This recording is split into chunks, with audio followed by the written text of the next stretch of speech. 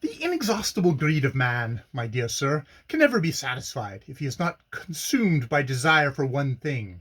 He is for another, and his tastes are generally expensive. A few pretty and unscrupulous women, for example, would soon relieve you of your 5 millions in the purchase of jewels alone. Horse racing would do it still more quickly. No, no, you are not rich, you are still poor, only your needs are no longer so pressing as they were. And in this I confess myself somewhat disappointed, for I came to you hoping to do a good turn to someone for once in my life, and to play the foster father to a rising genius. And here I am, forestalled, as usual. It is a singular thing, do you know, but nevertheless a fact that whenever I have had any particular intentions towards a man, I am always forestalled. It is really rather hard upon me. He broke off and raised his head in a listless attitude. What is that? He asked. It was the violinist next door playing a well-known Ave Maria. I told him so. Dismal, very dismal, he said with a contemptuous shrug. I hate all that kind of mawkish devotional stuff. Well, millionaire as you are, and acknowledged lion of society as you shortly will be, there is no objection, I hope, to the proposed supper, and perhaps a music hall afterwards, if you feel inclined. What do you say? He clapped me on the shoulder cordially, and looked straight into my face.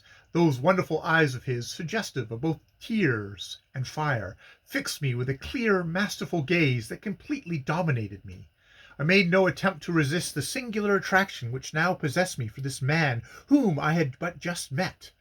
The sensation was too strong and too pleasant to be combated. Only for one moment more I hesitated, looking down at my shabby attire. I am not fit to accompany you, Prince, I said. I look more like a tramp than a millionaire. He glanced at me and smiled. Upon my life, so you do, he averred. But be satisfied. You are in this respect very like many other Croesuses.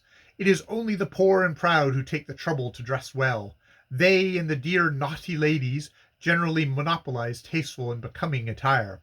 An ill-fitting coat often adorns the back of a prime minister, and if you see a woman clad in clothes vilely cut and colored, you may be sure she is eminently virtuous, renowned for good works, and probably a duchess. He rose, drawing his sables about him. What matter the coat, if the purse be full? He continued gaily.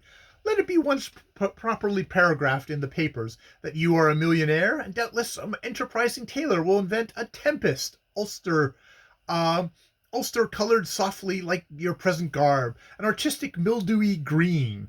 And now come along. Your solicitor's communication should have given you good appetite.